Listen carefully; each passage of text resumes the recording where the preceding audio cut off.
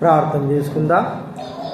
ప్రేమగల తండ్రి, పరిశుద్ధుడైన మా దేవ, యేసు క్రీస్తు ప్రభు నామమున మీకు కృతజ్ఞతాస్తుతులు చెల్లిస్తూ ఉంటున్నాం. ఈ సమయంలో తండ్రి, క్రిస్మస్ సందర్భంగా మీ రాకడను గురించి దైవ వాక్యం రాబడిన మాటను గుర్తు చేసుకొని మిమ్మల్ని ఆరాధించడానికి సమయం లేకుండా వారిని జ్ఞాపకం చేసుకోండి. వారి హృదయాల్లో కూడా మిమ్మల్ని ఆరాధించి ఘనపరిచి మహింపరచుటకు సహాయం చేయండి. దైవ వాక్యంలో రాబడిన మాటలు ప్రభువా రెండవ వర్తమానం ద్వారా మీరు మాట్లాడు, మీ స్వరంపింప చేయండి. మీ కృపను కోరుకుంటున్నాం. దయచేసి మీ చిత్తం నెరవేర్చవలసిన మనవి చేస్తుంది. యేసు నామమున ప్రార్థించి వేడుచున్నాం తండ్రి.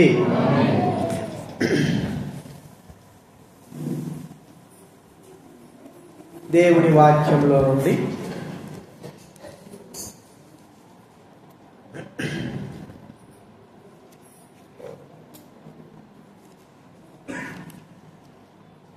ఎఫెసీయులకు రాసిన పత్రిక 4వ అధ్యాయం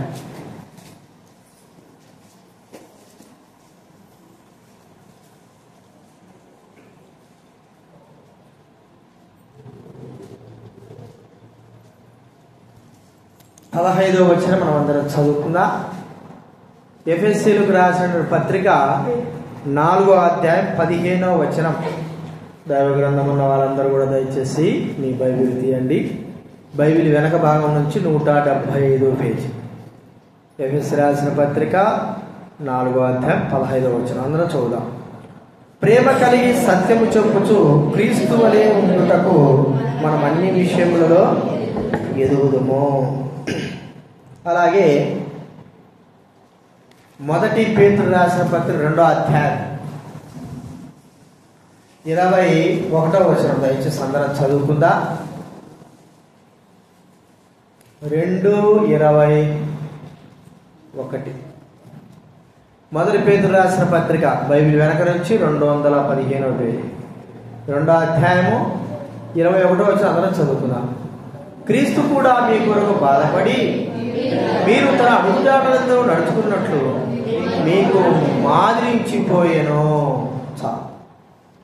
మనము ఈ 2 మాటలు చూసుకున్నాం కదా. దీంట్లో మనకు అర్థమయ్యే భాగం ఏంటి చెప్పండి, అర్థమయ్యేటువంటి విషయం చెప్పండి. 2 విషయాలు మనం చూసాం. ఎఫెసీయులకు పత్రిక 4వ అధ్యాయం 15వ వచనంలో, మొదటి పేతురు 2:21వ వచనంలో ఏమర్థమైంది మనకు చెప్పండి. మాదిరికరమైన జీవితం. దేవుడు మనకందరూ కూడా యేసు ప్రభువు వారే మాదిరికరమైన వాడు. ఆయన జన్మ మొదలుకొని, పుట్టింది మొదలుకొని, చనిపోయేంత వరకు కూడా ఈయన ఒక్కడు మాత్రమే సకల ప్రజలకు మాదిరికరమైన జీవితం కలిగిన వాడు. ఇంకెవరు కూడా లేరు. మనం కూడా కొంతమందిని అనుసరిస్తూ ఉంటాం కదా. హెబ్రీ పత్రిక 13వ అధ్యాయం 7వ వచనంలో మీకు నాయకులుగా ఉన్న వారిని, వారి విశ్వాసం చూసి, వారి ప్రవర్తన చూసి వారిని మాదిరిగా అనుసరించండి అని వాక్యంలో వ్రాయబడింది. కొన్ని రోజులు అనుసరిస్తాం.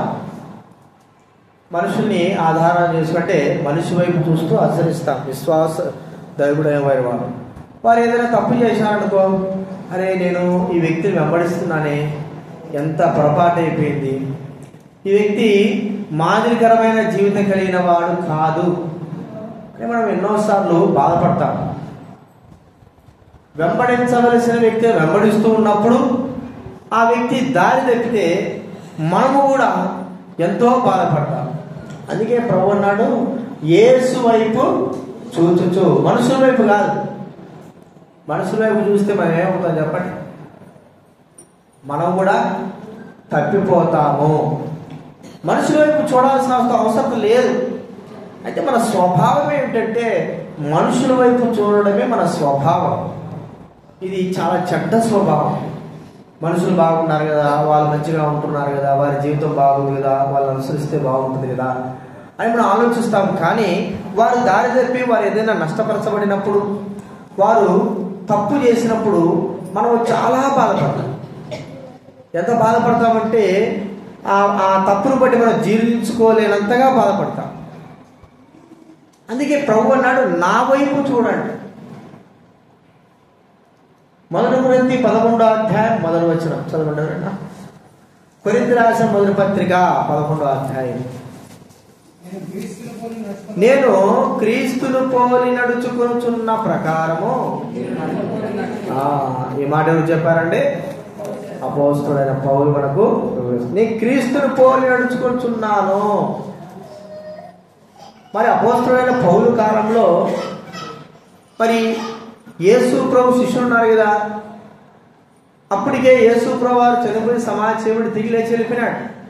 ఆయన శిష్యులు ఉన్నారు, ఆయనతో పాటు తిరిగిన వారు ఉన్నారు. 11 మంది శిష్యులు ఉన్నారు. వారందరూ ఇక విశ్వాసాన్ని అనుసరించవచ్చు కదా, వారితో నడవచ్చు కదా, వారి విశ్వాసక మార్గాలను ఈ వ్యక్తి కూడా గుర్తించుకోవచ్చు కదా. ఎందుకు క్రీస్తునే వెంబడించాడు అపోస్తలుడైన పౌలు? చెప్పండి, ఎందుకు వెంబడించుంటాడు? క్రీస్తునే గురిగా పెట్టుకున్నాడు. యేసుప్రభు వారు లేరు. అయితే మరి ఆయనతో పాటు తిరిగినటువంటి శిష్యులను గురిగా పెట్టుకోవచ్చు కదా, వారి విశ్వాసాన్ని అనుసరించవచ్చు కదా. మనం గమనిస్తే ఒకవేళ అపోస్తలుడైన పౌలు దృష్టిలో వారు సరైన మాదిరికరమైన జీవితం లేదేమో అని అనుకుంటాను అంతే. ఎందుకంటే ఆ వ్యక్తి అపోస్తలుడైన పౌలు క్రీస్తు యొక్క మాదిరికరమైన జీవితం ఎవరిలోనైనా ఉందా అని ఆలోచిస్తే ఎవరిలో లేకపోవడము, దానిని బట్టి ఏమన్నా ప్రభువును సరాసరి ఇక మనుషులను కాదు ప్రభువునే వెంబడించాలి, ప్రభు వైపే చూడాలని ఆలోచన కలిగిన వాడుగా ఉన్నాడు. అందుకే ఈ మాట అన్నాడు, నేను క్రీస్తుని పోలి నడుచుకుంటున్నాను, మనుషులు పోలి నడుచుకోవడం లేదు, మీరు నన్ను పోలి నడుచుకోరండి అన్న మాట ఎంత ధైర్యంగా ఎవరైనా చెప్పారంటే ఆయన 12 మంది శిష్యులలో ఒక్కరైనా చెప్పారా? ఎవరు కూడా చెప్పలేదు, సాహసం చేయలేదు. మరి ఈయన ఎట్ట చేశాడంటే ప్రభువు యొక్క మార్గమును ప్రభు వైపు చూచాడు కాబట్టి తన జీవితంలో రక్షింపబడిన మొదలుకొని చనిపోయేంత వరకు కూడా ఎక్కడ కూడా తప్పటడుగు వేయలేదు అని మనకు అర్థమైపోయింది. ఈ మాట చెప్పాడంటే ఎంత ధైర్యంతో చెప్పాడో మనమే అర్థం చేసుకోవాలి. ఎందుకంటే మాదిరికరమైనటువంటి సరైనటువంటి మరి వెంబడించడానికి యోగ్యమైనటువంటి జీవితం కలిగిన ప్రభువు ఉండగా ప్రియమైన వాళ్ళరా ఆయా సందర్భాల్లో ఆయా విషయాల్లో పడిపోయేటువంటి మనుషుల వైపు చూచి ఎందుకు పడిపోవాలి అనుకున్నాడేమో. ప్రభు వైపు చూస్తాను, ప్రభు యొక్క ఆత్మ వైపు చూస్తాను, ఆయన మార్గములు వెంబడిస్తాను. కాబట్టి ఎన్నో విషయాలు అపోస్తలుడైన పౌలు ప్రజలకి, శిష్యులకి, సంఘానికి వ్రాయగలుగుతూ వచ్చాడు. మరి దేవుణ్ణి అంతగా వెంబడించాడు, ధైర్యంతో చెప్పగలుగుతుంటున్నాడు, నేను ప్రభువును పోలి నడుచుకున్నాను, మీరు కూడా నన్ను పోలి నడుచుకోనండి. అంత ధైర్యమైన మాట. మరి ప్రభుతో పాటు 12 మంది శిష్యులు తిరిగినారు కదండి. 12 మంది శిష్యులు తిరిగినారు. మరి వారు ప్రభువును పోలి ఏమి నేర్చుకున్నారు? ఇది మనం ఎప్పుడైనా ఆలోచించడామా? 3.5 సంవత్సరం ప్రభుతో పాటు తిరిగారు, తిన్నారు, తాగారు, ఆయనతో పాటు పడుకున్నారు, లేచారు, ఎక్కడ పోయినా కూడా వెళ్తూ వచ్చారు, ఆయన పంపించే తొడగలు వెళ్తూ వచ్చారు, అన్ని చేస్తూ వచ్చారు. కానీ యేసు ప్రభు వారు చనిపోయే లోపల వారు ఏం నేర్చుకున్నారు? ప్రభుని గురించి వారు ఎలాంటి యొక్క ప్రవర్తన కలిగి ఉన్నారు? ప్రభుతో పాటే కదా.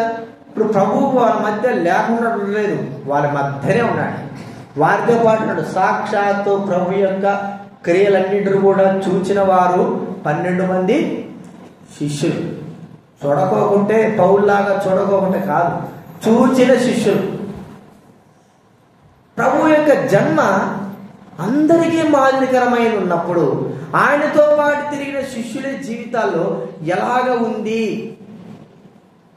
అది మనము ఎలాగా అనుమతించుకోవాలా? వారి జీవితం ఎలాగ ఉంది, మన జీవితం ఎలాగ ఉంది, చూచిన వారి జీవితం ఎలా ఉంది, చూడకుండా విశ్వసించిన మన జీవితం ఎలా ఉంది, ఒకసారి మనము గమనించాలి. కాబట్టి ప్రభువైన దేవుడు ఈ లోకంలో జన్మించింది ఎందుకంటే ప్రతి మానవుడు దేవునికి అనుకూలంగా ఎలాగ నడుచుకోవాలా, దేవుని ఎలాగ సంతోష పెట్టాలా, ఎలాంటి యొక్క జీవితం కలిగి ఉంటే దేవుడు ఆనందిస్తాడు, ఎలాగ నడుచుకుంటే దేవుడు మరి తండ్రి దేవుడు ఘనపరచబడతాడు, ఈ విషయాలను కూడా చెప్పడానికి చూపించడానికి జన్మించాడు ప్రభువైన యేసుక్రీస్తు వారు. మానవులైన విశ్వాసమైన వారికి మాదిరికరమైన జీవితం. ఆ జీవితాన్ని మనము ఎప్పుడైతే మనము ఆ జీవితం పైన దృష్టి మనం ఎప్పుడైతే ఉంచుతామో ఖచ్చితంగా మనం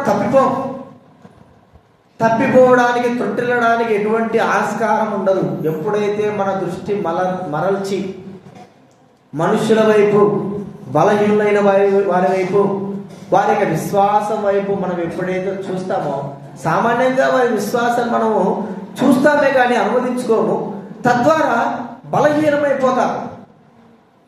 ప్రియమైన వాళ్ళరా, యేసుక్రీస్తు వారి యొక్క విశ్వాస జీవితంలో మనము ఎలాగా ఉన్నాం, ఆయన మనం ఎలాగ మాదిరికరంగా ఉన్నాం, ఇది మనము గుర్తించాలా.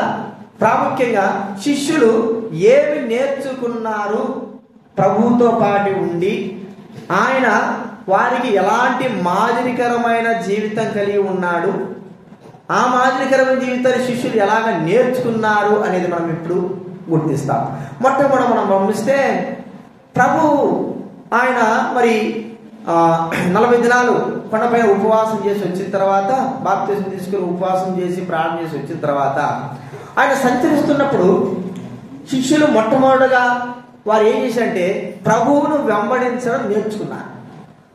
చూడండి, యోహాను సువార్త 1వ అధ్యాయం. యోహాను సువార్త 1వ అధ్యాయం.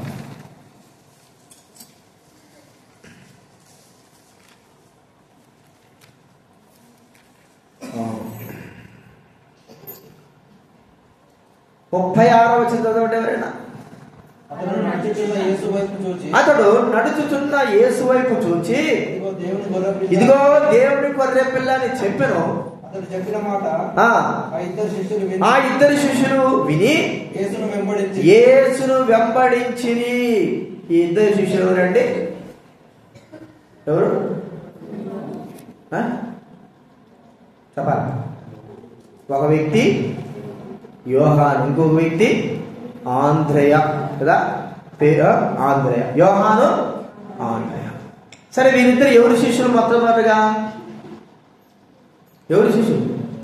బాప్తిసం ఇచ్చు యోహాను యొక్క శిష్యులు. యోహాను ఎక్కడికి పోతుంటే అక్కడ పోవడము, యోహానుతో పాటు ఉండడము, ఆయన యొక్క మంచి లక్షణాలు తెలుసుకోవడము, ఆయనతో పాటు ఉండడము అన్ని చేస్తున్నారు. అయితే వాడు వెంబడించేటువంటి మార్గము సరైంది కాదు. సరైనది కాదంటే మనం సరైనది కాదని చెప్పడం కాదు, కానీ ప్రస్తుతానికి ప్రభువు అక్కడ ఉన్నాడు, వెంబడించవలసిన వ్యక్తి ఉన్నాడు, నడవలసిన వ్యక్తి ఉన్నాడు, ఆయనతో పాటు నడవలసిన వ్యక్తి ఉన్నాడు. సరైన వ్యక్తి బాప్తిసం ఇచ్చే యోహాను కాదు, సృష్టికర్త అయిన వ్యక్తి భూలోకంలో వారి మధ్య సంచరిస్తున్నప్పుడు సరైన వ్యక్తిని వెంబడించలేకపోవడం బట్టి ఆ యోహానే చెప్తున్నాడు, ఇదిగో లోక పాపం మోసుకుని పోవు దేవుడు, ఈయన వెంబడించండి అన్నాడు. మనకు అర్థమైపోయింది, ఒరే ఇన్ని దినాలు మనం వెంబడించినా మంచిదే, కానీ మనం వెతికే వ్యక్తి, మనం వెంబడించవలసిన వ్యక్తి ఆ ప్రభువైన యేసుక్రీస్తు వారే. మరి ఇన్ని దినాలుగా ఉన్న వ్యక్తి ఎవరు? కేవలము అంటే ప్రభువు యొక్క రాకడ కొరకు సిద్ధపరిచేటువంటి వ్యక్తే, వెంబడించవలసిన వ్యక్తి కాదు. ఇక్కడ మనం చూస్తే యేసు ప్రభువుని ఇక ఆ పేతురు, ఆంద్రేయ, యోహాను వెంబడిస్తున్నారు. సరైన వ్యక్తి, సరైన మార్గం, సరైనటువంటి వ్యక్తిని కనుగొని వెంబడిస్తున్నారు. ఆయన ప్రభువైన యేసుక్రీస్తు వారు. ఈ దినాల్లో శిష్యులైన వారు ఎలాగైతే ప్రభువును వెంబడించడము వారు నేర్చుకున్నారో, సరైన వ్యక్తిని మనము కూడా వెంబడించడం అనేది నేర్చుకోలేకపోతున్నాం.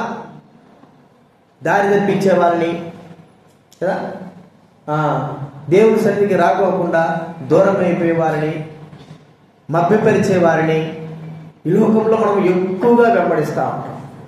ఏది సత్యము, ఏది జీవము, ఏది సరైన మార్గము ఉన్నదో అలాంటి వ్యక్తులను ఈ దినాల్లో వెంబడించడము చాలా తక్కువైంది. ప్రియమైన వాళ్ళరా, బైబిల్ గ్రంథంలో సత్యానికి కట్టుబడి సత్యానికి మరి నిలిచి ఉండి వెంబడించిన వ్యక్తులు చాలా తక్కువ. ఎక్కువగా అసత్యానికే వెంబడించేవారు, దుష్టుల్నే వెంబడించేవారు, వాళ్ళు నష్టపరిచే వారిని వెంబడించేవారు. మనం చూస్తే ఒకసారి చూద్దాము 2వ సమూయేలు గ్రంథం. 2వ సమూయేలు గ్రంథం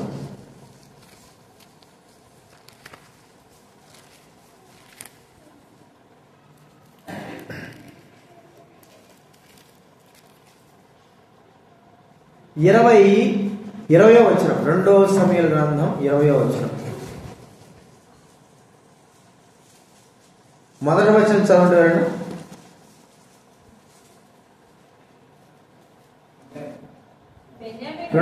బెన్యామీనుకు బిక్రీ కుమారుడైన షెబయను పనికిమాలినవాడొకడు, వాడు దావీదునందు మనకు భాగం లేదు, స్వాస్థ్యం ఎంత మాత్రం లేదు. ఇశ్రాయేలు వారులారా, బాకా ఊది ప్రకటన చేయగా దావీదును విడిచి వెంబడించిరి. చాలు. దావీదును విడిచారు. దేవుడు దావీదుకు ప్రమాణం చేశాడు, నీ సంతానాన్ని నేను రాజుగా నియమిస్తాను, నీ సంతానమే రాజుగా ఉంటుంది అని ప్రమాణం చేశాడు. దావీదు తన కుమారుడు అబ్షాలోము నుంచి పారిపోయి కొండల్లో ఉన్నప్పుడు, తర్వాత తన కుమారుడు చనిపోయిన తర్వాత తాను తిరిగి వచ్చే సమయానికి ఈ బెన్యామీనుకు బిక్రీ కుమారుడైనటువంటి షెబయను వాడు ఏం చేశాడంటే, దావీదులో మనకు భాగం లేదు, మీరందరూ పోండి, వెళ్ళిపోండి అంటే ఈ పిచ్చి జనాంగాలు ఎవరిని వెంబడించారు చెప్పండి? ఎవరిని వెంబడించారు? షెబయ అనే వ్యక్తిని, దేవుని వాగ్దానాన్ని గుర్తు చేసుకోకుండా, సరైన వ్యక్తిని దేవుడు నియమించాలని గుర్తు చేసుకోకుండా, దేవుడే మరి రాజసింహాసనానికి దావీదును నియమించాలని గుర్తు చేసుకోకుండా ఈ షెబయ మాటలు ప్రజలు విని షెబయను వెంబడించిన వారుగా మనం చూస్తూ ఉంటున్నాం. ఈ దినాల్లో సరైనటువంటి క్రమము పద్ధతి అనేటువంటి క్రమమైనటువంటి సంఘాన్ని వెంబడించలేని వారు చాలా మంది ఉన్నారు. ఏది క్రమము ఏది పద్ధతో అర్థం కాని స్థితిలో దైవవాక్యం ద్వారా దేవుడు మరి ఈ కాలంలో దేవుడు భక్సింగ్ గారి ద్వారా మనకు హెబ్రోను సహవాసాన్ని ఏర్పాటు చేశాడు. మరి ఎంతో మరి ప్రార్థనతో ప్రయాసతో భారముతో వారు ఆకదప్పులు లేకుండా మాని ఎంతో శ్రమతో దైవ వాక్యానుసారంగా దేవుని సంఘాన్ని ఏర్పరిస్తే ఈ దినాల్లో ఎటు వచ్చినా చెప్పండి, ఎటు పడితే అటు మానవుడు వెళ్ళిపోవడం అనేది చాలా చింతకరం. ప్రియమైన వాళ్ళరా, ఎట్లా అంటే షెబయను వెంబడించిన వారికి ఎంతమంది అంటే ఇశ్రాయేలు అందరూ వెంబడించారట. ఇశ్రాయేలు అందరూ ఒకరు కాదు, ఒక్క యూదా వంశం తప్ప ఎన్ని వంశాలు చెప్పండి? 11 వంశాలు ఆ దుర్మార్గుడు వెంబడించారు. సరైనటువంటిది ఏదండి? దావీదు మహారాజు తన సంతానమును దేవుడు రాజుగా చేస్తాను అన్న చెప్పడమే సరైన మాట. అది దేవుడి మాట. వీడు చేశాడు, వీడు ఏదో చెప్పేశాడు ప్రజలకి. ఈ ప్రజలందరూ ఏమైపోయినారు? నమ్మి వాణ్ణి వెంబడిస్తా ఉన్నారు. చూడండి, యోహాను సరైన మార్గం చూపించాడు.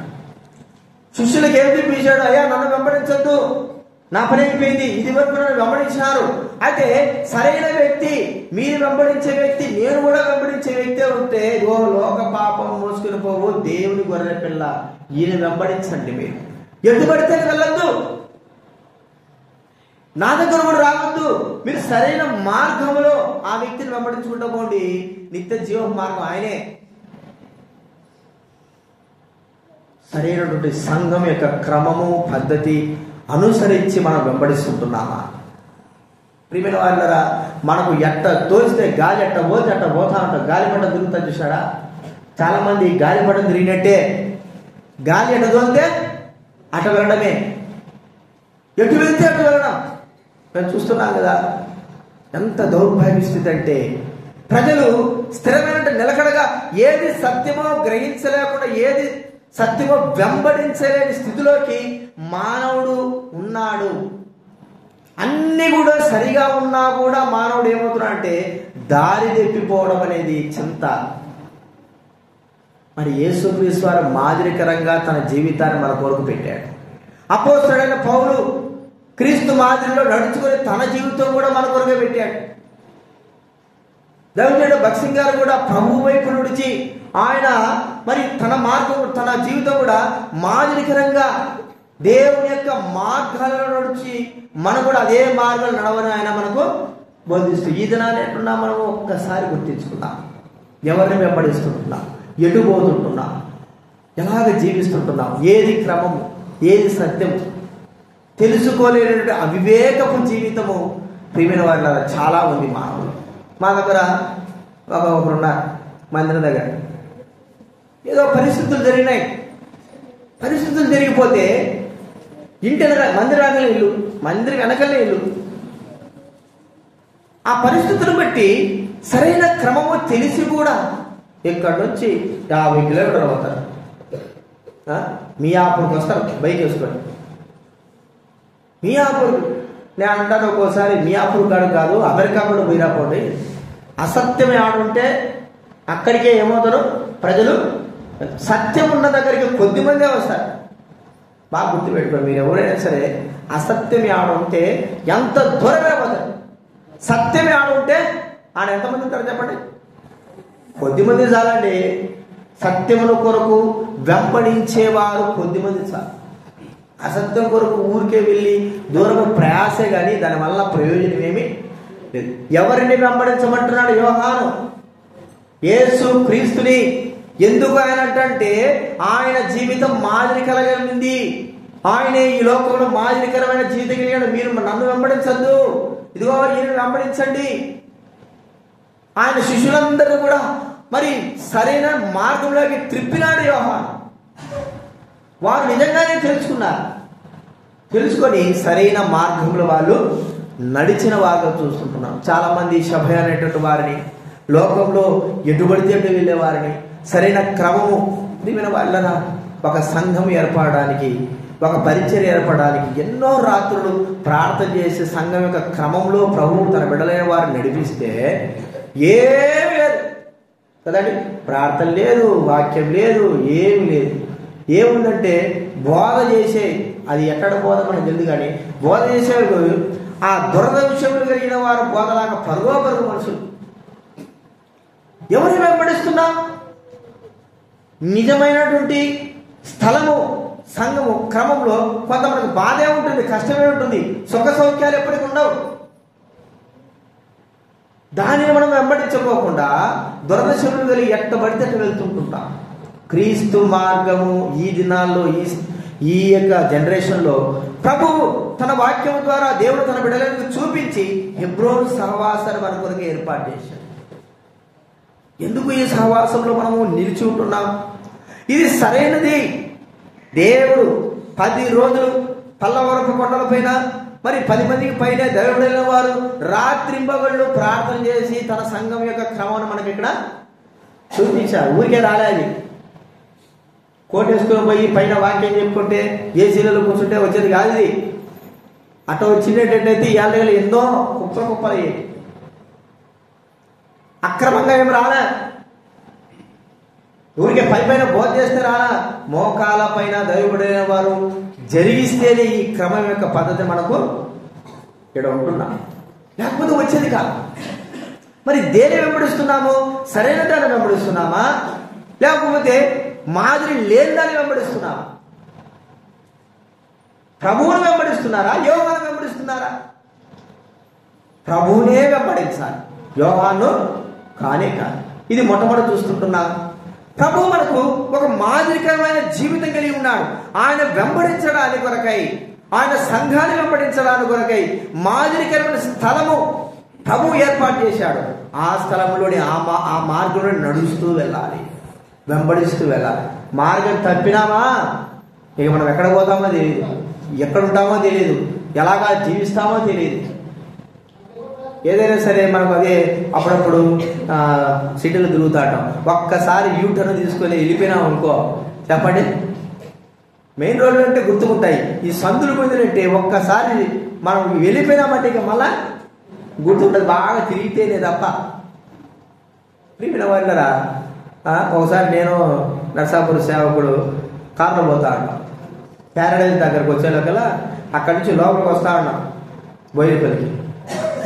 ఇటు కాదా ఇటు పోని అన్నాడు. పోయి నాకు ఎప్పుడు వచ్చే దారి ఇది, ఎందుకు అంత దూరం ఇటు వద్దులంటే లేదా ఇటు బా అన్నాడు. తిరుక్కొని మళ్ళీ ఆడొచ్చి ప్యారడైజ్కి వచ్చాడు. ఎంత సమయం వేస్తుందంటే అసలు నాకు భలే కోపం వచ్చింది. చక్కగా పోవాల్సింది 2 కిలోమీటర్లు పోవాల్సింది 5 కిలోమీటర్లు తిరుగుకొని మళ్ళీ ప్యారడైజ్కి అనిపించాం. ఏం చెప్తావు చెప్పు? ఎప్పుడు పోయేట నన్ను పెట్టి డ్రైవర్ ఎవరు మాట్లాడాడు? సందుల బదులు తిరిగేటువంటి మాట్లాడా చెప్పండి. ఇటు బాగుంటే తిప్పేశాడు అంతే. ఒక్కసారి పోయినామంటే ఏమైపోయింది, ఇక యూటర్న్ అంతా సందుల బొందులే, తిరుగు ఎక్కడ పోయినావురా నాయన అంటే మళ్ళీ తిరుగు ప్యారడైజ్కి అక్కడికి వచ్చేసినామాట. అంతే మన జీవితాలు. ఒకసారి గుర్తుపెట్టుకున్నాం, ప్రభువును వెంబడించి సంఘాన్ని వెంబడించి మనము యూటర్న్లు కానీ ఎక్కడికి తిరగకూడదు. ఇదే మార్గం, దీంట్లోనే మనం సరాసరి ఖచ్చితంగా నడుచుకుంటూ పోవాలి. ఇది ప్రభు యొక్క జీవితంలో మనకు నేర్పిస్తున్న మాదిరికరమైన జీవితం. ఆయన ఎందుకు ఈ లోకంలో జన్మించాడంటే తనను వెంబడించడానికి జన్మించాడు. ఎంతో మంది ఉన్నారు, పరిశోధన శాస్త్రులు, నష్టపరిచేవారు, మరి పక్క దారి తిప్పేవారు ఎంతోమంది ఉన్నారు. కానీ సరైన వ్యక్తి ఎవరండి? యేసు ప్రభు మార్గమే మనం చూడాలి. ఇది మొట్టమొదటి చూసుకుంటున్నాం. రెండవదిగా యేసు ప్రభులో శిష్యులైన వారు ఏమి గ్రహించారు, ఏమి నేర్చుకున్నారు? ప్రభు అయిన దేవుడు యేసు ప్రభు జీవితంలో అతి ప్రాముఖ్యమైనటువంటి ఒక సంఘటన, ఒక విషయం చెప్దామా? ఏదైనా ప్రాముఖ్యమైనది చెప్పండి. ఆయనలో మనం నేర్చుకునే ఒక ప్రాముఖ్యమైన విషయం, నేర్చుకోదగ్గ విషయాలు మీరు చెప్పండి. ఏదైనా చెప్పండి, చెప్పండి. ఏదైనా ఒకటి, విశ్వాసమా, ప్రేమ, ఏదో ఒకటి చెప్పండి. మీకు తోచింది చెప్పండి. ప్రేమ ఒకటి, ఇంకోటి స్నేహము ఒకటి, రెండోది ఇంకోటి చెప్పండి. ఏం నేర్చుకోదగ్గ ఉన్నాయి ఆయనలో? వారు చూసింది ఏంది, ఆయనతో పాటు తిరిగిన తర్వాత గమనించింది ఏంది, నేర్చుకోదగ్గ విషయం ఒక ప్రాముఖ్యమైన ఉంది. అసలు అనమాట అది ప్రార్థన కదండి. యేసుప్రభు శిష్యులు ఆయన దగ్గరకు వచ్చారు. ఎన్నో మాట చూడండి, లూకాసు వార్త 14వ అధ్యాయమా, లూకాసు 11వ అధ్యాయం 2వ వచనం. లూకాసు వార్త 11వ అధ్యాయం 2వ వచనం చదవండి. దాని పైన వచ్చిన చదవండి. ప్రభువా మాకు ప్రార్థన నేర్పించింది మాట ఉంది. 1వ వచనం. యోహాను తన శిష్యులకు నేర్పినట్టు 11వ వచనం మొదలు చదవండి. ఆయన యొక్క చోట ప్రార్థన చేయుచుండెను. ప్రార్థన చాలించిన తర్వాత ఆయన శిష్యులలో ఒకడు, ప్రభువా యోహాను తన శిష్యులకు నేర్పినట్టుగా మాకును ప్రార్థన చేయ నేర్పమని ఆయన అడిగాను. ప్రభువు యొక్క ఆయనతో సహవాసం చేస్తూ ఆయనతో తిరుగుతున్న దినాల్లో వారు గమనించింది ఏంటంటే ప్రార్థన. ఎలాగంటే ప్రార్థన ఆయన చేసేది, రాత్రంతా కూడా ఆయన కొండల మీద గడిపేవారు. మరి వీరు కూడా రాత్రంతా కూడా కొండల మీద ఉండేవారే. ఏం చేస్తున్నారు చెప్పాలి?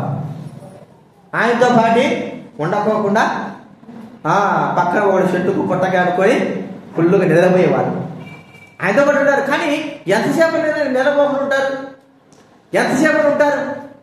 ప్రభు యొక్క ఆ యొక్క క్రమము, ఆయన గురించి నేర్చుకోదగ్గ విషయాలు ఒకటేంటంటే ప్రార్థన. వారు చూస్తున్నారు, 3.5 సంవత్సరాలు చూస్తున్నారు. ఒకవేళ కొన్ని రోజులు చూసినారేమో, చూసిన తర్వాత అడిగినారు, ప్రభువా యోహానేమో ప్రార్థన చేయడం నేర్పిస్తున్నారు ఆయన శిష్యులకి. ఎందుకంటే మేము యోహాను శిష్యులమే, మొదటగా మాకు కూడా నేర్పించు ప్రార్థన అన్నాడు.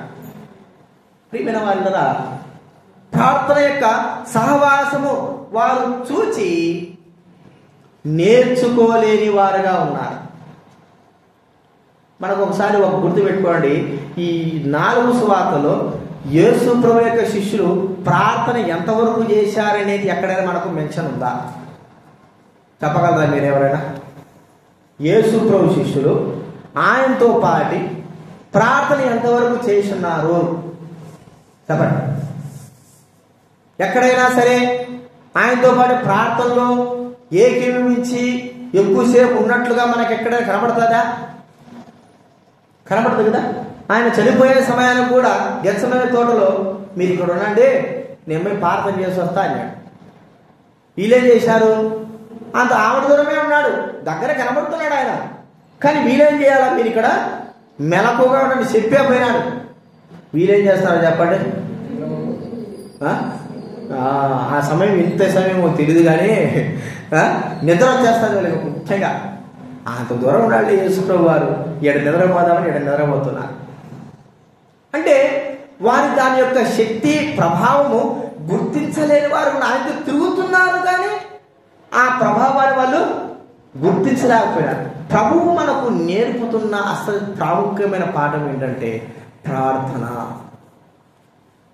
వ్యక్తిగతంగా చేయలేకపోతున్నాం, సంఘంగాను ప్రార్థన కొరకై ఎంతగా వెంబడిస్తుంటున్నావు?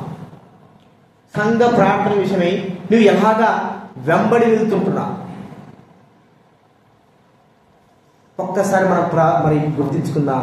యేసు ప్రభుతో పాటు 3.5 సంవత్సరాలు తిరిగినా కూడా ఆ ప్రార్థన అభ్యాసము వారు ఎక్కడా చేసినట్టుగా మనకు కనబడదు. ప్రభువే ప్రార్థన చేసినట్టుగా కనబడుతుంది, కానీ ఆయనతో తిరిగినంత మాత్రాన వారికి ఎంత మాత్రం ఆ యొక్క అభ్యాసము అవ్వలేదు. తర్వాత యేసు చనిపోయిన తర్వాత ఆయన పరలోకం వెళ్ళిపోయిన తర్వాత వారి యొక్క అభ్యాసంలోకి వచ్చారు. అయితే ఆయన ఉన్నప్పుడు యొక్క మాదిరికరమైన జీవితం వారు జీవించలేకపోయినారు. ఈ దినాల్లో ప్రార్థన యొక్క అభ్యాసము మనము కలిగి ఉండలేకపోవడం చాలా చింత. అన్నిటికీ సమయం ఉంటుంది, అంతటికి ఉంటుంది మనకందరికి కూడా, కానీ ప్రార్థనకు మాత్రము సమయం అంత మాత్రము ఉండదు. అది మాత్రం వాస్తవమే. ఉంటుంది కానీ చేయడానికి మన శరీరము వద్దంటాది, సహకరించదు, పొమ్మనదు. ప్రార్థన మీటింగ్లు ఉంటాయి కదండి, సంఘ ప్రార్థన మీటింగ్లు ఉంటాయి, ప్రార్థనా కుడిలు ఉంటాయి, ఉపవాస ప్రార్థనలు ఉంటాయి. కానీ వాటి దగ్గరికి వస్తే మనం రావడానికి ఇష్టపడం. చూడండి, ప్రతిరోజు ఉపవాస ప్రార్థనలు పెట్టారనుకో, ఎంతమంది ఉపవాస ప్రార్థనలకు ఖచ్చితంగా వస్తారు? హృదయపూర్వకంగా చేయొద్దండి, ఖచ్చితంగా హృదయపూర్వకంగా వస్తాము అన్నవారు అంటే ఎవరు లేరండి. ప్రతిరోజు మీటింగ్లు, ఒక్క 3 రోజులు మీటింగ్లు ఏర్పాటు చేసినాం, ఉదయం సాయంత్రం. మంచి వర్తమాని కూడా వస్తున్నాడు. ఎంతమంది వస్తాం? చెయ్యెత్తండి. చెయ్యెత్తినా తప్పే, చెయ్యెత్తకుండా తప్పే అనుకోవద్దు. చెప్పా, ప్రతిరోజు మీటింగ్లు పెట్టాం, స్పెషల్ మీటింగ్లు పెట్టాం, 3 రోజుల మీటింగ్లు పెట్టాం, మంచి వర్తమాని కూడా వస్తున్నాడు. మరి ఎంతమంది మనం పాల్గొంటాం? ఖచ్చితంగా అందరూ పాల్గొంటారు, ఖచ్చితంగా పాల్గొంటారు. మరి 3 రోజులే, కనీసం 2 రోజులు ఉపవాస ప్రార్థన పెట్టాం, ఎంతమంది పాల్గొంటారు? 50 మంది అయితే దాంట్లో వడపోస్తే ఎంతమంది ఉంటారు చెప్పండి? 4, 5 కదండి. లేకపోతే ఎక్కువైతే 10, ఇంకంతగా తప్పని ఇంకేం రాదు. అంటే ఏ విలువ, దేనిని వెంబడిస్తుంటున్నాం?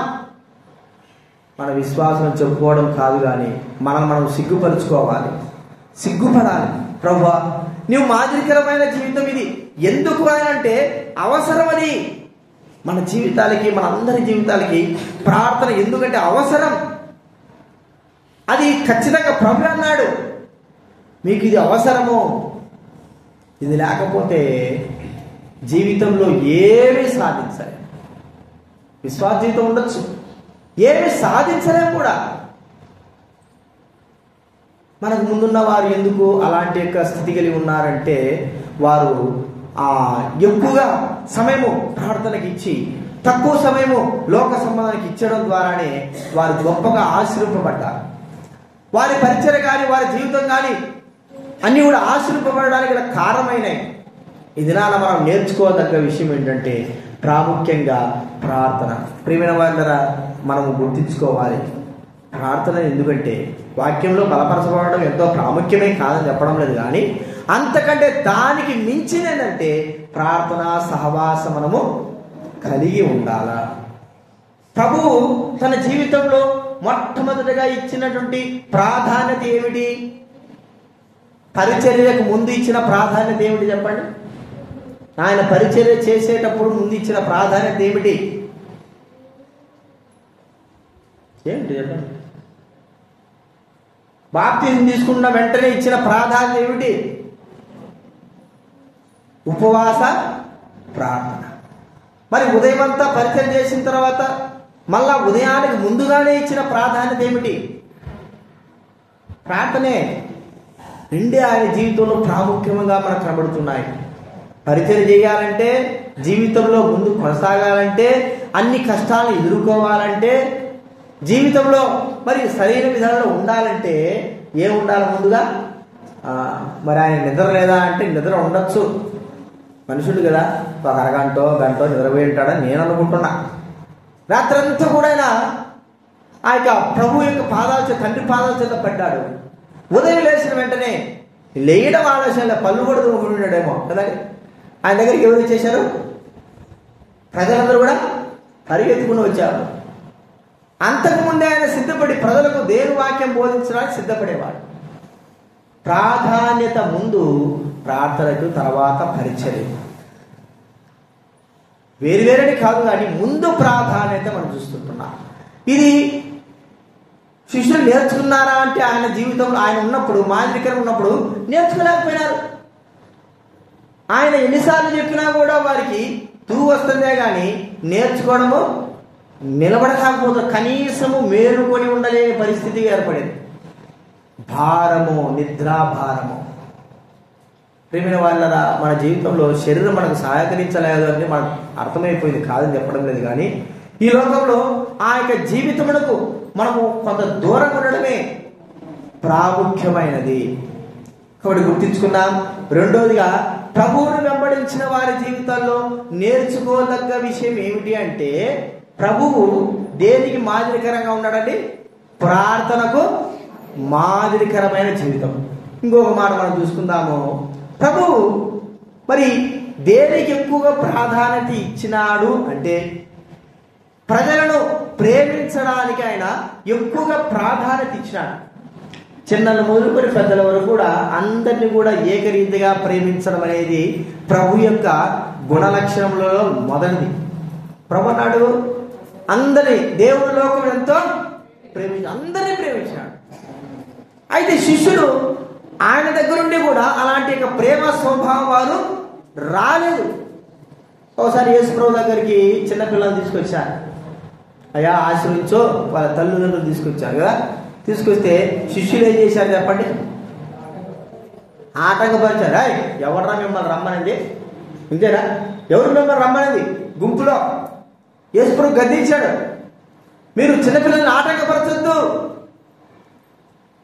మరి ఏమనుకున్నారు శిష్యులు? కానీ ప్రభు దగ్గరకు వచ్చేప్పుడు వారు మరి ఆటంకపరిచినారు. దేవుడు ప్రేమాస్వరూపైన అందరూ కూడా తెలుసుకోగలుగుతూ రావాలి. అంత మాత్రమే కాదు, మనం చూస్తే మరి సమరయ ప్రాంతానికి యేసు ప్రభు వస్తున్నాడు అన్నప్పుడు వారు అంగీకరించలేదు కదండి. యోహాను సువార్త 9వ అధ్యాయం కొంచెం చూసుకొని ముగించుకున్న త్వరగా. యోహాను సువార్త 9వ అధ్యాయం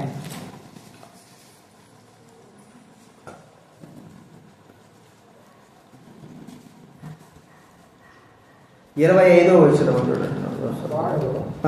ఆయన పాపలో కాడని నెరవేరు. అది కాదు,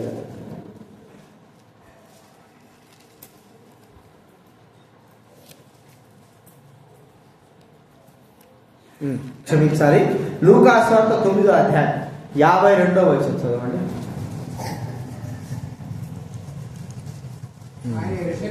ఆయన యెరూషలేమునకు వెళ్ళుటకు మనస్సు సిద్ధపరచుకొని తనకంటే ముందుగా దూతలను పంపారు.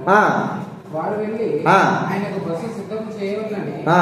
సమరయుల యొక్క గ్రామంలో సమరయుల యొక్క గ్రామంలో ప్రవేశించిరి గాని ఆయన యెరూషలేమునకు వెళ్ళ నభిముఖుడైనందున వారు ఆయనను చేర్చుకోలేదు. శిష్యులైన యాకోబును ఆ. యోహానును అది చూచి ప్రభువా, ఆ. ఆకాశం నుండి అగ్ని దిగి ఆ. దీనిని నాశనం చేయనట్లు ఆ. మేము ఆజ్ఞాపించడం నీకు ఇష్టమా అని వారిని అడుగగా ఆయన వారి దగ్గర తిరిగి వారిని గద్దించారు. వారిని గద్దించారు. యేసు ప్రభువుని చేర్చుకోలేకపోతే వీరిద్దరు కోపం వచ్చింది.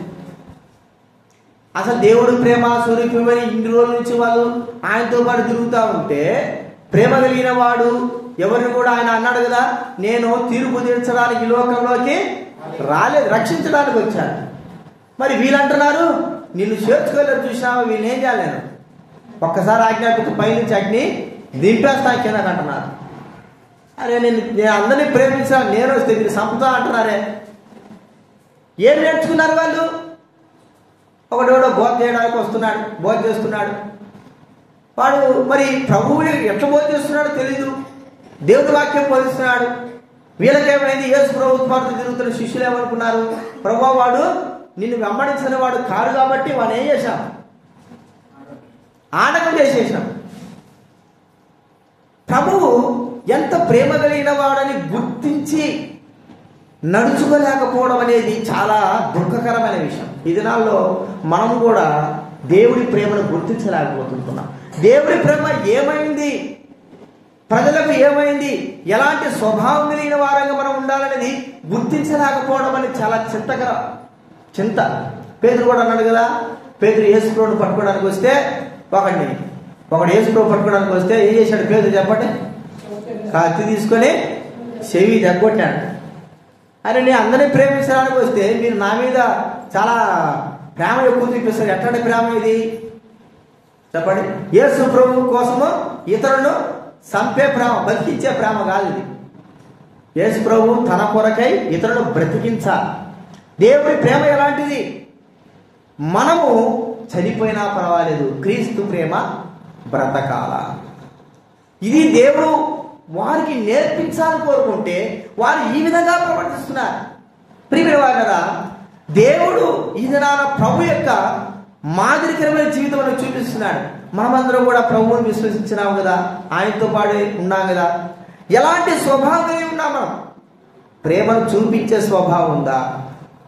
నశింపజేసే స్వభావం ఉందా? ప్రభు కొరకై, ఆ ప్రేమ కొరకై మనల్ని మనమే అర్పించుకునే స్వభావం ఉందా?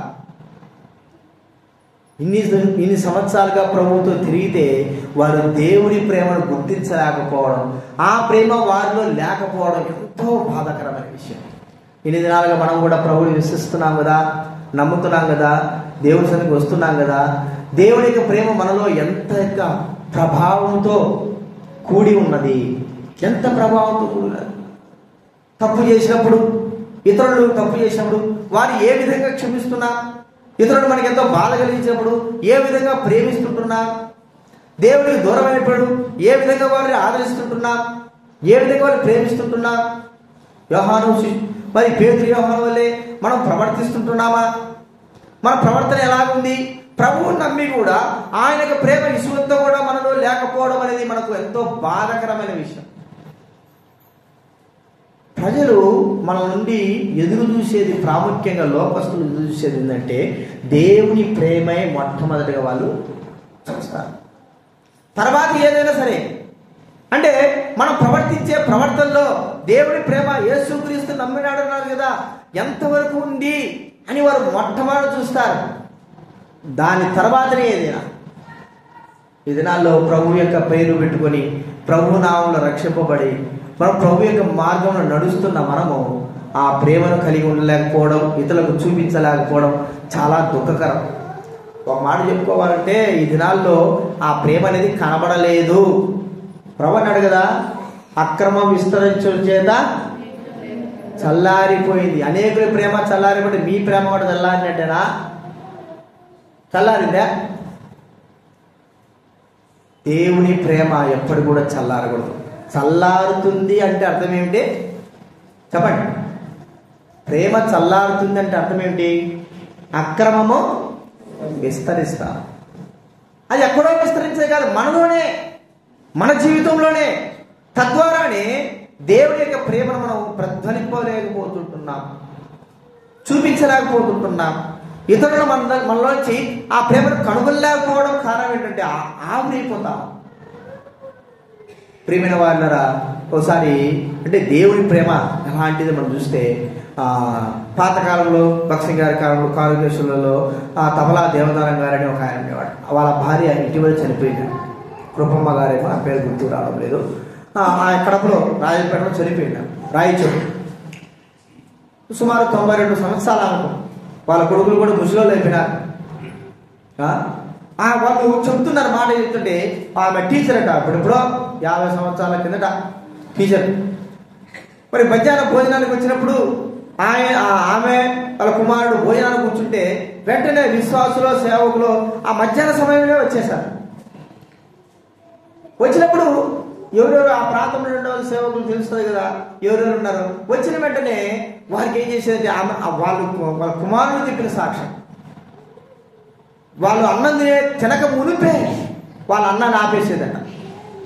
అన్నాన్ని ఆపేసి, మీరు పోయి ఒక 2 రూపాయలు 3 రూపాయలు ఇచ్చి మీరు పోయి కొనుక్కొని మధ్యాహ్నం పూట తినిపోడరా అని చెప్పేవారు. ఎందుకంటే అన్నం లేదు కదా.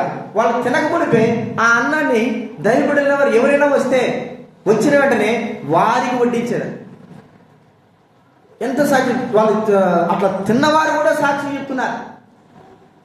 కారణం ఏంటంటే దేవుని ప్రేమ సరైన సమయాల్లో పరిస్థితుల్లో మనము మరి చూపించవలసిన వారు. ఏ సమయంలో చూపించాలో ఆ సమయంలో చూపించలేకపోతే, ఏ సమయంలో ఆ ప్రేమను మనం కనుపరచలేకపోతే మనము ఎంతో దౌర్భాగ్యమైపోతాం. ప్రేమైన వారిని ఒకసారి గుర్తించుకో, నీ ప్రేమ ఎంతవరకు. ప్రభు ప్రేమ, ప్రభువును గుర్తించినాం, ప్రభువును వెంబడిస్తున్నాం. ఆయన ప్రేమ మనలో కొంతైనా లేకపోతే అది వ్యర్థమైపోతుంది. చివరిగా ఇంకొక మాట మనం చూసుకుందాం. యేసు ప్రభు వారు చూడండి, ఎందుకు ఈ లోకంలోకి వచ్చాడు మనకు బాగా తెలుసు. ఎందుకు వరకు వచ్చాడంటే అనేకుల్ని రక్షించడానికి, ప్రాణ విమోచన క్రయధనముగా తన ప్రాణాన్ని పెట్టడానికి వచ్చాడు. అంటే ఒక ఉద్దేశపూర్వకంగా ప్రభు ఈ లోకంలోకి వచ్చాడు. దేవుని ఉద్దేశాలను తెలుసుకోలేకపోయినారు అక్కడ ఉన్నటువంటి 12 మంది శిష్యులు. మత్తయి సువార్త 16వ గమనిస్తే యేసు ప్రభు అంటున్నాడు, నేను మరి యెరూషలేముకు వెళ్తాను, అక్కడ నన్ను పట్టుకుంటారు, మరి శిలువ మీద చంపుతారు, 3వ దినం లేస్తాను అన్నాడు. అనగానే యేసు ప్రభు శిష్యులలో ఒకడు ఆయన చేయి పట్టుకున్నాడు. ఎవరు చెప్పండి? సీమోను పేతురు. ఏమంటున్నాడు? ప్రభా, నీకు ఇది దూరము కాక. మంచి మాట చెప్పినాడా, చెడ్డ మాట చెప్పినాడా? మంచి మాట చెప్పింటే సరేలేయా నిందు. చెడ్డ మాట చెప్పినాడు కాబట్టి ఏమన్నాడు చెప్పాలి, సాతానా నా వెనక్కి పో. ప్రభువుకు తెలుసు. ఎందుకంటే దేవుడి ఉద్దేశాలను చెడగొట్టేటువంటి మార్గాలు ఇవి. దేవుడి ఉద్దేశాలు, దేవుడి సంకల్పాలు. మరి ఆయన దగ్గర ఇన్ని దినాలు ఉన్నారు కదా, దేవుడు యేసు ప్రభు ఎందుకు వచ్చారో కూడా ఎన్నిసార్లు చెప్పినా కూడా గ్రహించలేకపోకుండా పేతురు చేతులు పట్టుకొని నీకు ఇది దూరమవును దాకా అన్నాడే. దాన్ని బట్టి మనం గ్రహించేది అంటే దేవుడి ఉద్దేశ సంకల్పాల్లో మనం ఎంత మాత్రం కూడా జోక్యం చేసుకోకూడదు, వాటిని మనం ఆపకూడదు, వాటిని మనము నడిపించే వారంగా, వాటికి మనము మరి ముందుకు కొనసాగే వారంగా ఉండాలి, కానీ వాటిని ఆపకూడదు. ఈ దినాల్లో దేవుని కార్యాలు జరుగుతుంటే ఎవడో వచ్చి ఆపాల్సిన అవసరం లే. ఎవరు ఆపుతారు చెప్పండి? ఎవరు ఆపాలి? ఎవరో వచ్చి లోకస్తులు ఆపుతారా? దేవుని కార్యాలు జరుగుతుంటే మన వాళ్ళే, మన దగ్గర ఉండే వాళ్ళు ఆపుతారు. మనమే దేవుని కార్యాలను ఆపేటువంటి వారు, ఉద్దేశాలను గ్రహించలేకపోవడం, దేవుని యొక్క చిత్తాన్ని గుర్తించలేకపోవడం చేయడం ద్వారా వాటిని మనము ఆపేవారంగా ఉంటాం. చాలా మంది దేవుని మీటింగ్లు పెడతా ఉంటే, ప్రార్థన మీటింగ్లు పెట్టినా, ఇది పెట్టినా, అది ఎందుకు, ఇది ఎందుకు, అటెందుకు చేశారు, ఇటెందుకు చేశారు, దాన్ని ఎందుకు చేయాలా, దీన్ని ఎందుకు చేయాలా? అరే దేవుని మీటింగ్లు పెడతాను. మా దగ్గర నిన్న పోయిన వేస్తారు అనుకుంటా వారం. నేను ముందుగానే చెప్పిన, అయ్యా సువార్తకు రండి, సువార్తకు రావాలి, మనకు ఉన్నది ఈ సమయం క్రిస్మస్ సందర్భం కాబట్టి మనకు సమయం లేదు అని చెప్పినాను. రాత్రి చెప్పినాను, మధ్యాహ్నం కల్లా ఏం చేశాడు, ఇది కట్టెలకు పోయినారు. ఒక్కడ చాలు నాశనం చేసేదానికి, ఇంకెవుడులే. ఒకడు పోయి ఆ కట్టెలు కొడదాము. ఎవరికి? దేనికోసం కట్టెలు? దేవుని మందిరాని కోసమే. దేవుని కోసం కూడా కాదు, దేవుని మందిరాని కోసమే కట్టెలు పోయినారు. 2 గంటలకు పోయినారు. 5 అవుతుంది, ఇంకా రాలి. నేను ఫోన్ చేశాను, ఎక్కడున్నారు అసలు? ప్రార్థన మనం సువార్త అనుకున్నాం కదా, ఈ సమయం పోతే రాదు కదా, మీరు ఎక్కడ పోయినారంటే కట్టెలు కొట్టడా పోయినాడు. ఎవడు బొమ్మన్నాడు మిమ్మల్ని అంటే, నీకు అది పట్టుకున్నారు. హై, ఎవడు బొమ్మని అంటావు? మేము కట్టెలు తేవద్దా మందిరానికి? అని నేను కట్టెలు తేవద్దని నేను చెప్పినానా? కట్టెలు అవసరమే. ఏది ప్రాముఖ్యమైంది? ఈరోజు వీటి క్రిస్మస్కు అన్నం భోజనం చేయడానికి కట్టెలు పోయినారు. మరి సువార్త కట్టెలు ఎప్పుడైనా పోవచ్చు. సువార్తకి ఏం చేసినావు? నీ వల్ల సువార్త ఆగిపోయింది. మూర్ఖత్వం వల్ల, ఒక మూర్ఖత్వం వల్ల ఒక వ్యక్తి రాకపోతే, సరే నాకు కాలు బాగుంటే ఎవరితో చెప్పాల్సిన అవసరం లేదండి. కాలు బాగుంటే నాకు ఎవడు అవసరంలే. నా కొడుకు అది సైకిల్ పట్టుకుంటాడు, నేను పాటలు పాడుతూ ఉంటాను, వాకింగ్ చెప్తాను, నాకు అవసరం లేదు. నాకు కాలు బాగలేదు కాబట్టి మీ మీద ఆధారపడుతున్నాను. కాలు బాగుంటే మీరు చాలా అవసరమే లేదు చెప్పినానంటే, మరి మైకి పెట్టుకొని చిన్నగా పోతాను. ఏదైనా సరే ఎవడైనా సరే పోతానయా అంటాం. ఒకరైనా తెలుస్తారు. ఒక్క వ్యక్తి చూడండి, ఎవడు ఆపాల్సిన అవసరం? సువార్త. దేవుడి పని బాగా గుర్తుపెట్టుకోండి. దేవుడి పని ఆపడానికి, దేవుడి కార్యాలను ఆపడానికి, దేవుడి ఉద్దేశాలు ఆపడానికి మనలో నుండే బయలుదేరుతాం. ఎప్పటికి కూడా మనం అలా ఉండకూడదు. దేవుడి బిడ్డలుగా మనం ఒకసారి గుర్తించుకుందాం, మనం దైవ బిడ్డలమే. దేవుడి కార్యాలు ఎన్నైనా జరగని, ఏమైనా జరగని, వాటిని మనము ప్రోత్సహిస్తే ముందుకు కొనసాగించాలి.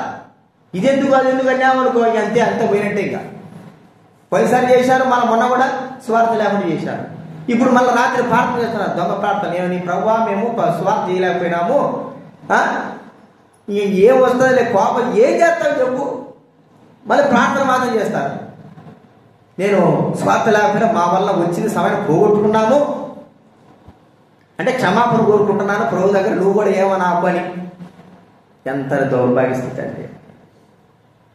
ప్రేమైన వాళ్ళరా, దేవుని పని జరుగుతున్నప్పుడు మనము అడ్డుపుల్లగా ఉండకూడదు, ఆపకూడదు. నేను ఏదైనా సరే మీటింగ్ జరుగుతూ ఉంటే, ఎక్కడైనా సరే మీటింగ్ జరగండి, ఏమి జరిగినా సరే నేను నాకు అవసరం లేదు. ఎందుకంటే నిజంగా అది దేవుడి పని అయితే ఖచ్చితంగా దేవుడు దాన్ని జరిగిస్తాడు. మనము ఆటంకకరంగా ఉండదు. సాతాన్ని ఎవరు వాడుకుంటాడు? లోకస్తుని వాడుకోడు. లోకస్తుడికి కాస్తో గీస్తో కొద్దిగా భయం ఉంటుంది. భయం లేకుండా ప్రవర్తించేది ఎవరండి?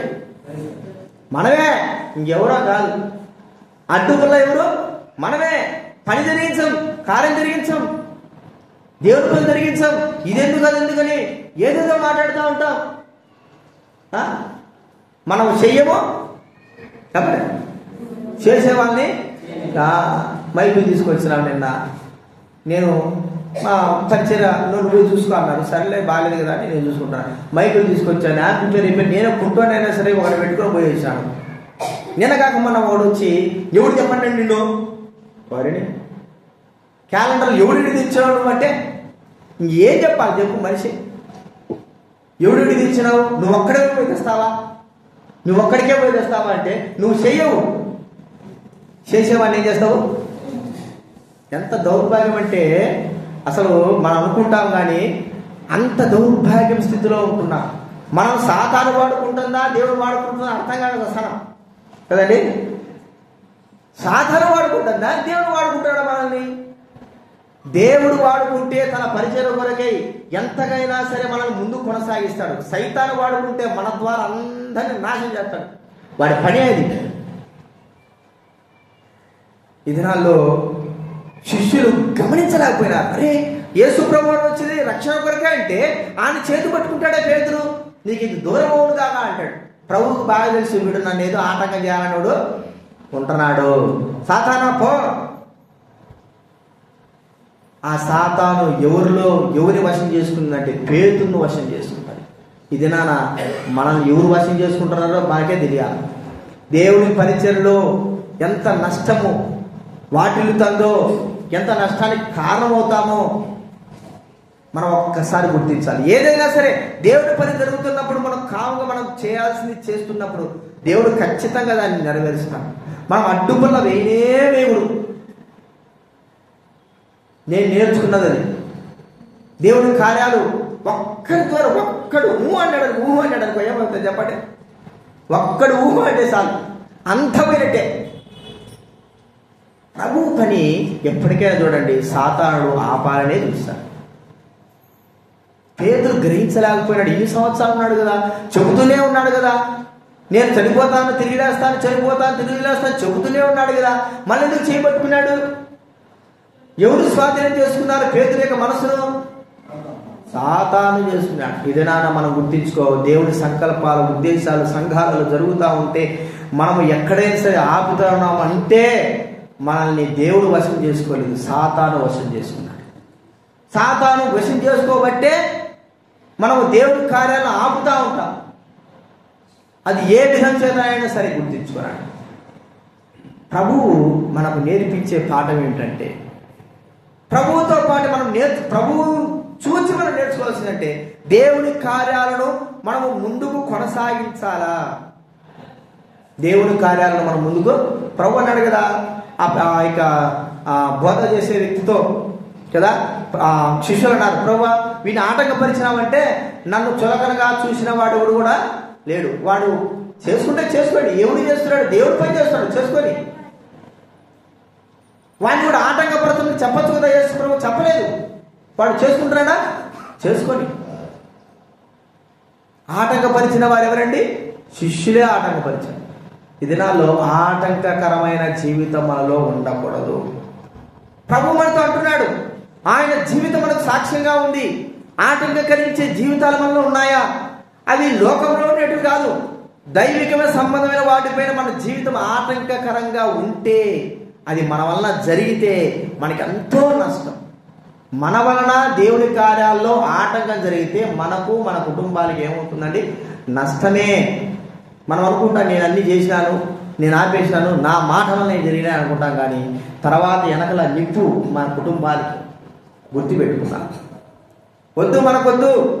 ఏదైనా తగిన సహాయం మనం అంటే మన వరకు మన వంతు మన శక్తి వల్ల మనం చేయగలమే, కానీ ఆటంకపరిచే బాధ్యత ఆ పని మనము చేయకూడదు. ఇన్ని దినాలుగా ప్రభువుతో ఉండి కూడా పేతురు ఏం నేర్చుకోలేకపోయినాడే, శిష్యులు ఏం నేర్చుకోలేకపోయినారే, ఆయన యొక్క మార్గంలో నడిచి కూడా ఆయనతో పాటు తిరిగి కూడా వారు ఏమి నేర్చుకోలేకపోయినారు. మనం ఇన్ని దినాలుగా ప్రభువును వెంబడిస్తూ ప్రభువును అంగీకరించిన మనము ఇంకేం నేర్చుకున్నాం? ఈ 4 విషయాలే మనకు తెలుసు. ప్రభువుతో నేర్చుకోవడానికి ఎన్నో విషయాలు ఉన్నాయి. అందుకే నేను ఇప్పటికీ ఎప్పటికీ చెప్పేది ఏంటంటే, మనుషులను మీరు ఎప్పటికీ కూడా మాదిరిగా పెట్టుకోకూడదు. ఎవరినే సరే. నేను మరో మాట కూడా చెప్తాను, పౌలును కూడా పక్షింగాను ఎవ్వరు వద్దు. మనకు కావాల్సింది ఎవరు? ఒకవేళ నువ్వు మాదిరిగా పెట్టుకోవాలనుకుంటే వారిలో మంచి కార్యములు మాత్రమే నువ్వు చూసుకో. చెడు కార్యాల వైపు వెళ్ళి నీ జీవితాన్ని పాడు చేసుకోవద్దు. ప్రభు వైపు చూస్తే ఏమి చెడు ఉంటుంది చెప్పండి? మనుషుల వైపు చూసేంత మాత్రం మనకు ఏదో ఒకటి లోపం కనబడుతుంది. ప్రభు వైపు చూస్తే ఏమి లోపం ఉంటుంది? ఏమి లోపము వెతకడానికి లేదు కదా. ఉందా చెప్పండి? యేసు ప్రభువులో లోపం ఉందని చెప్పగలమా? మరి పెద్ద పెద్ద వాటిలో లోపం ఉందని చెప్పగలమా? ఉన్నాయి. 1 కాదు 2, 3 ఉన్నాయి. 10 చెప్పగలం, 20 చెప్పగలం. మరి యేసు ప్రభువులో ఎటువంటి లోపమో లేదు. ప్రతి దగ్గర నేను చెప్పేది ఏంటంటే, యేసు ప్రభువు మాత్రమే నువ్వు. ఆయన యొక్క 3.5 సంవత్సరంలో ఆయన జీవించిన జీవితాన్ని మాత్రం గమనించు, దాన్ని మాత్రం ధ్యానించు, అలాగే నడుచుకోవడానికి జీవించు. భౌతిక సంబంధం కాదు, ఆత్మ సంబంధంగా మనము వెంబడించవలసిన వ్యక్తి. 2012లో పూర్వమావిడిలో, కడప దగ్గర పూర్వమావిడిలో యూత్ క్యాంప్ జరిగేది. మనుషుల పైరూపాన్ని ఎలాగా చేస్తారు? యూత్ క్యాంప్ జరిగితే అప్పుడు మేము కూడా వెళ్ళాం. అక్కడ అప్పుడు జయరాజు గారు వాక్యం చెప్తున్నాడు.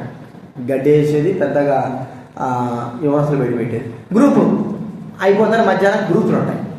ఈ గ్రూపులో కూర్చుంటే నా గ్రూపులో వాడు కూర్చోవాడు. ఎట్టున్నాడంటే వాడు సేమ్ జయరాజు గారు ఎట్టుంటాడు, వాడు అట్టే ఉన్నాడు. ఏం లేదు. తల జుట్టు అంతే మన కళ్ళ అంటే ఎట్టున్నాడు, సింపుల్ సిటీ. ఆయన ఎట్టున్నాడు ఇట్టున్నాడు, ఎదురబ్బా ఇట్టున్నాడు అనుకున్నాం. సరేనే మనం అడిగినాం. మనుషుల్ని ఏమి వెంబడిస్తున్నారు? ఏదంటే ఆయనలాగా ఉండాలా, ఆయనలాగా కటింగ్ చేసుకోవాలా, చెప్పండి, ఆయనలాగా బట్టలు ధరించాలా, ఆయనలాగా దీనంగా ఉండాలి. ఇది చూసినాడు, అట్టే కూర్చున్నాడు. ఏమంటే అంటే జయరాజు గారిని నేను మాదిరికరంగా పెట్టుకున్నాడు. మరి మంచిదే. ఇంకొకడు ఉన్నాడు, మరి ఎట్ట పోయాడో మనకు తెలియదు. ఇంకోటి పాల్ సుధాకర్ గారిని మాదిరిగా పెట్టుకున్నాడు. వాడు నిజంగా చెప్తున్నా, ఊరికి చూసేది కాదు. 2012లో ఒకడు ఉన్నాడు, పాల్ సుధాకర్ గారు ఎట్లా నడుస్తాడు అట్టే నడుస్తాడు అంటాడు. ఆయన కటింగ్ ఎట్టుంది అట్టే కటింగ్. ఊరికే చెప్పడం కాదు, ఆయన వాక్యము ఏది ఇంగ్లీష్లో చెప్తే అట్టే చెప్పడం. జీవితం మాత్రం దరిద్రం, మామూలు దరిద్రం కాదు, అంత దరిద్రమైన జీవితం. మరి ఏమైపోయి ఎవడురా మాదిరి తీసుకున్నామంటే ఆయన పాస్వాకర్గా మాదిరి తీసుకుని ఆయన నడవడము, ఆయన మాటలు, ఆయన వంగి నడిచినట్టు, ఆయన ఎట్టయినా సరే వాడిని చూస్తే రెండో పాస్వాకర్ గారు తీసుకోవాలండి.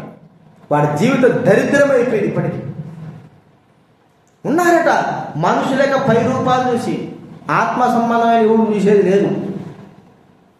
మనిషికి ఏం కావాలా? పై రూపం. మరి ప్రభువు వైపు చూస్తే, ప్రభు వైపు పై రూపం చూసినా ఒకటే, లో రూపం చూసినా ఒకటి. నేర్చుకోదగ్గది ప్రభువులో ఉంది, యేసు ప్రభులో ఉంది. ఆయన వెంబడిద్దాం.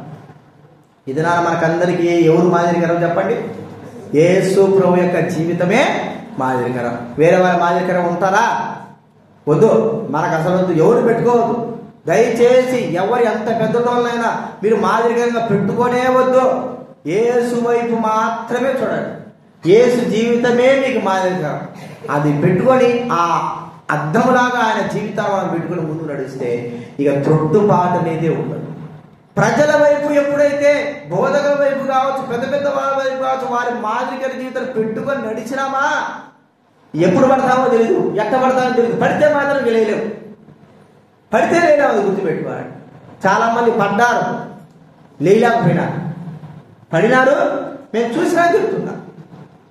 అందుకే మా బోధ కూడా మార్చేసాం. ఏం బోధ చెప్పండి? యేసు వైపే చూడండి. మరి అపోస్తలుల హెబ్రీ పత్రిక 13:7 అంటే మరి నువ్వు ఆత్మీయంగా బలపరచబడిన వాడవైతే వారిని వెంబడించు, వారి ఆత్మ సంబంధమైన కార్యం చూసుకో.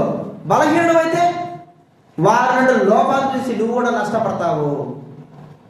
అందుకే మేము చెప్పేది మాట ఏంటంటే క్రీస్తే మనకు గురి, అంతే, ఒకటే మాట. అందుకే అపోస్తలుడైన పౌలు జీవితంలో ఒకటే అంత విజయానికి కారణం ఏంటంటే రక్షింపబడిన తర్వాత చచ్చిపోయేంత వరకు కూడా ఆయనలో మనం లోపం, తర్వాత ముందు చూసినా లోపం, కానీ చచ్చిపోయేంత వరకు లోపం మనం కనవలేకపోయినాం.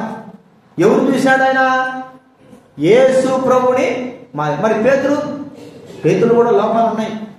తర్వాత మనం చూస్తే కొన్ని లోపాలు మనకు కనబడతాయి. పౌలు లేడు, అందుకే ఒక ధైర్యం చెప్పాడు, నేను యేసుని పోలి నడుచుకుంటున్నాను, మీరు కూడా నన్ను పోలి నడుచుకోండి. మనం కూడా ఇప్పుడు ఎవరిని పోలి నడుచుకుందాం?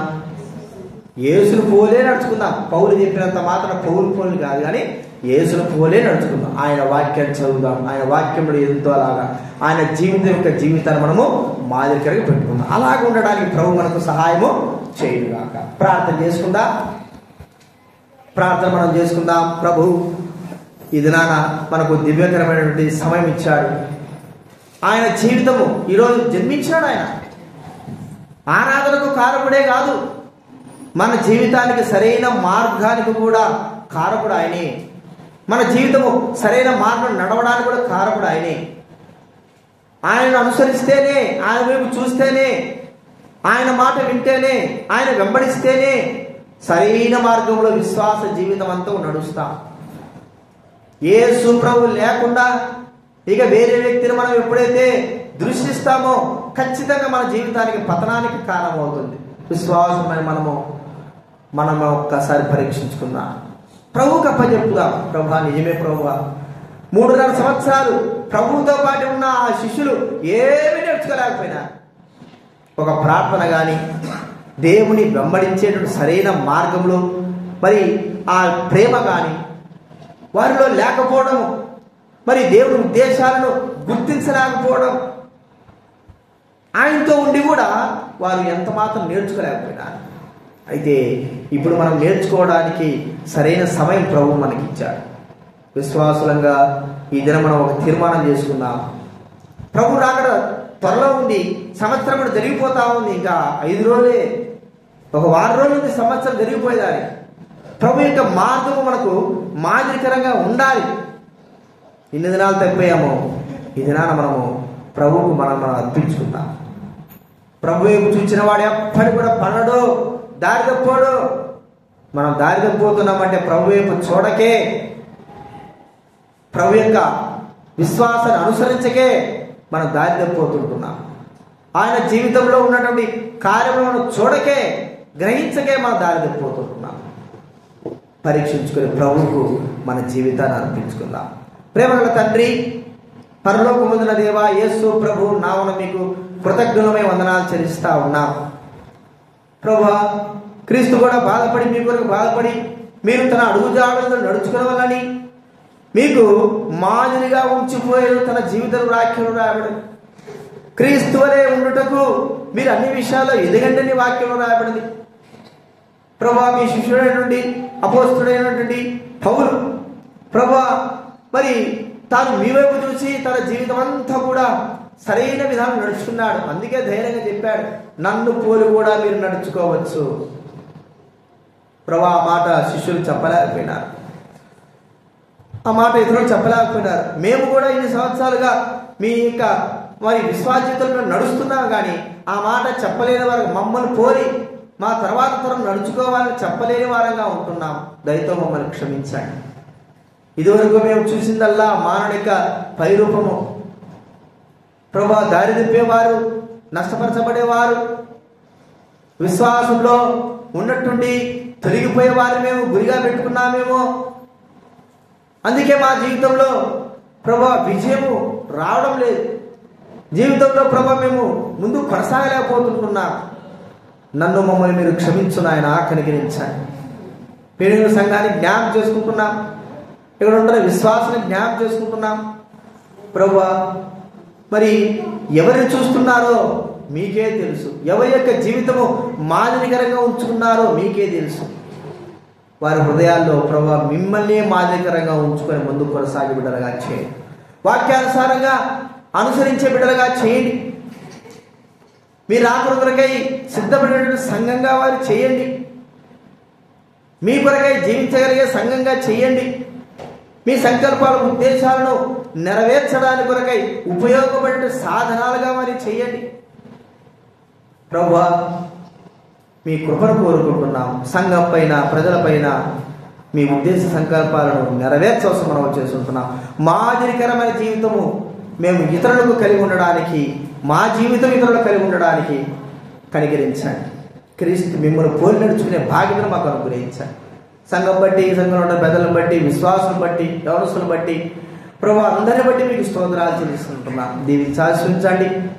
ప్రభువా, చుట్టూ అన్ని జనులు ఉన్నప్పటికీ వారి మధ్య ఉంటుండగా జ్ఞాపకం చేసుకున్నాడు.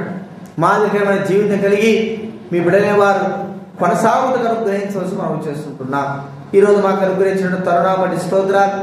ప్రభువా, దైవవాక్యం బట్టి మిమ్మల్ని ఆరాధించి ఘనపరిచి మహింపరిచినాం. దైవవాక్యానుసారం మా జీవితాన్ని పరీక్షించుకున్నాం. మమ్మల్ని సిద్ధపరచండి, సహాయం చేయండి. తిరిగి వెళ్తున్నా మీ సన్నిధి కాపుదల కోసం మనం చేస్తుంటున్నాం. అన్ని విషయాలు మీ యొక్క కృపను కోరుకుంటున్నాం. కృతజ్ఞతాపూర్వక వందనాలు చెల్లిస్తూ, మీరు చేసిన మేలు ఉపకారాలు అన్నిటి బట్టి కూడా వందనాలు చెల్లిస్తూ, విన్న వాక్యం విని విడిచిపెట్టి కొట్టుకొని పోకుండా దానిందు స్థిరంగా నిలవడానికి సహాయం చేయవలసి మనం చేస్తూ, స్తుతి ఘనత చెల్లిస్తూ యేసుక్రీస్తు నామమున ప్రార్థించి అడిగి వేడుచున్నాము తండ్రి, ఆమేన్.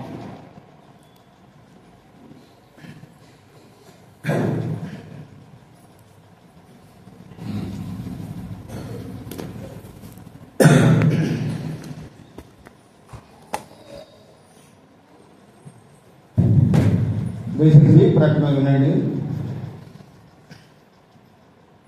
రేపు సాయంకాలము సంఘ ప్రార్థన ఉంటుందండి. రేపు సాయంకాలము సంఘ ప్రార్థన. శుక్రవారము 10:30 గంటలకు సిస్టర్స్ మీటింగ్. పెరమంటారా? నేను మంగళవారం ఎంతమంది వచ్చాను? వచ్చిన వాళ్ళకి చేయకండి. అడుగు తక్కువ వచ్చింది, అడిగింది వెళ్ళిపోయినాను, ఎవరు రాలేదు. ఎందుకంటే మీరు పండుగలో ఉన్నారు, బట్టలు అంటారు, అది అంటారు, ఇది అంటారు. మరి రేపు శుక్రవారం కూడా పెట్టమంటారా వద్దంటే అయితే తీసేస్తాం ఈ వారం కోరికలు అన్నీ కూడా. ఆల్ నైట్ ప్రేయర్ ఉంది మనకు. శుక్రవారం నైట్ ఆల్ నైట్ ప్రేయర్ ఉంటుంది చివరి. దయచేసి అది గుర్తుపెట్టుకోండి. రాత్రి 9 గంటలకు మనం కూలి వస్తాము. శుక్రవారం నైట్ క్రిస్మస్ మీటింగ్ ఉదయకాలం లేకపోయినప్పటికీ నైట్ మనకు ఉంటుంది ఆల్ నైట్ ప్రేయర్. దయచేసి గమనించండి. శనివారం బాధ్యతగా సహోదర కూలిక ఉంటుంది. ఆదివారం 10 గంటలకి ఆరాధన కొట్టి కూలి వస్తాం. రూతక్క వారు మర్చిపోతున్నాను. రూతక్క వారు అంటే గృహకూలిక. ఆల్ నైట్ పేరు శుక్రవారము, శనివారం రాత్రి 7 గంటలకి రూతక్క వారి ఇంట్లో జ్ఞాపకార్థ కూలిక. ఇవన్నీ కోరికలు ఉన్నాయి కానీ జనాలు వస్తలేదు.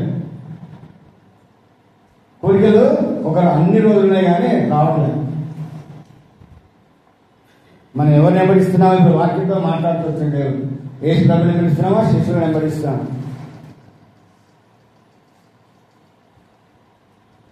శనివారము రుతక్క వారిలో జ్ఞాపకాన్ని కోరుకుంటుంది. ఆదివారం ఆరాధన కొరకు కూలి వస్తాం. సోమవారం బైబిల్ క్లాస్ ఉంటుంది. 7 గంటలకి మందిరం. మంగళవారం కూడా మరి వస్తామంటే పెడతాము. సిస్టర్స్ ఉపవాస ప్రార్థన ఎవరైనా పెట్టుకుంటారా? ఆ రోజు నైట్ మనకి ఏముంటుంది? వాచ్మెన్ సర్వీస్ ఉంటుంది. రాత్రి 9 గంటలకు ఉంటుంది. దయచేసి ప్రార్థించండి, ప్రార్థన కొరకు రండి. కాబట్టి వాచ్మెన్ సర్వీస్ కొరకు ప్రార్థన చేయండి.